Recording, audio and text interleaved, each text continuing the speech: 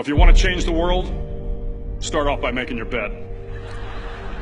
If you make your bed every morning, you will have accomplished the first task of the day.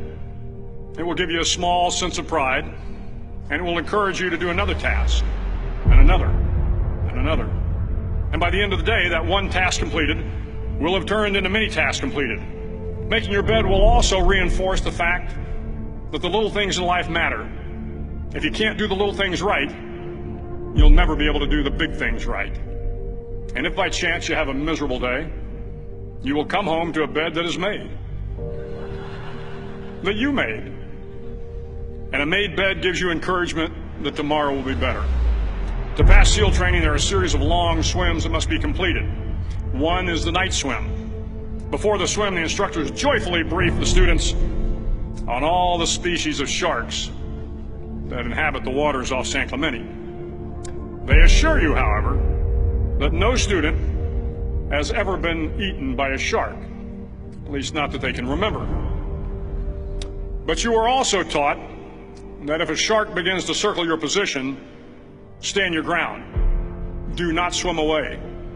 Do not act afraid. And if the shark, hungry for a midnight snack, darts towards you, then summons up all your strength and punch him in the snout, and he will turn and swim away. There are a lot of sharks in the world. If you hope to complete the swim, you will have to deal with them. So if you want to change the world, don't back down from the sharks.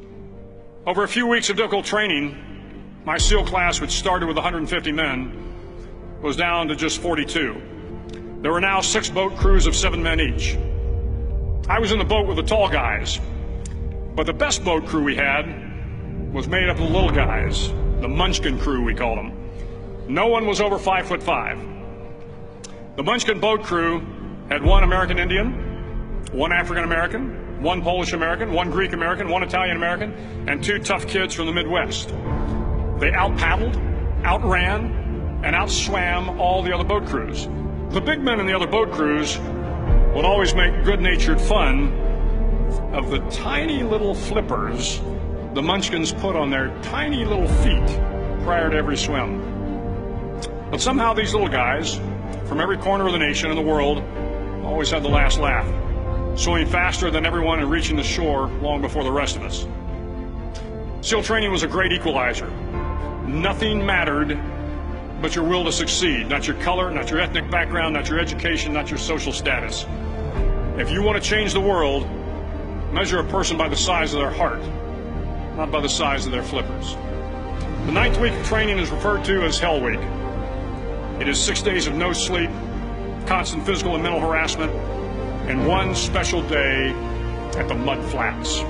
The Mud Flats are an area between San Diego and Tijuana where the water runs off and creates the Tijuana Sloughs, a swampy patch of terrain where the mud will engulf you. It is on Wednesday of Hell Week that you paddle down in the mud flats and spend the next 15 hours trying to survive the freezing cold, the howling wind, and the incessant pressure to quit from the instructors. As the sun began to set that Wednesday evening, my training class, having committed some egregious infraction to rules, was ordered into the mud. The mud consumed each man till there was nothing visible but our heads. The instructors told us we could leave the mud if only 5 men would quit. Only 5 men, just 5 men, and we could get out of the oppressive cold. Looking around the mud flat, it was apparent that some students were about to give up.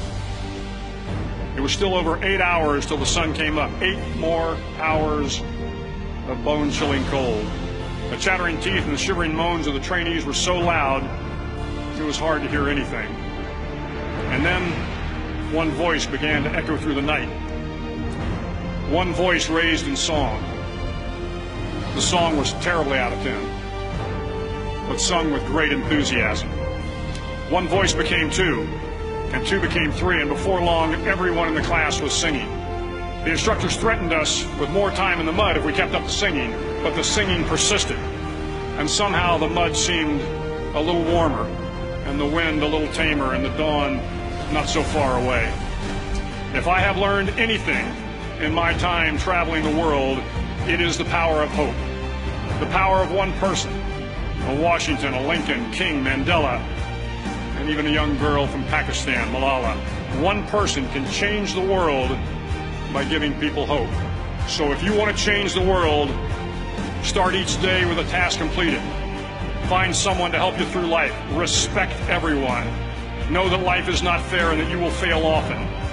But if you take some risks, step up when the times are the toughest, face down the bullies, lift up the downtrodden, and never ever give up. If you do these things, the next generation and the generations that follow will live in a world far better than the one we have today. And what started here will indeed have changed the world for the better.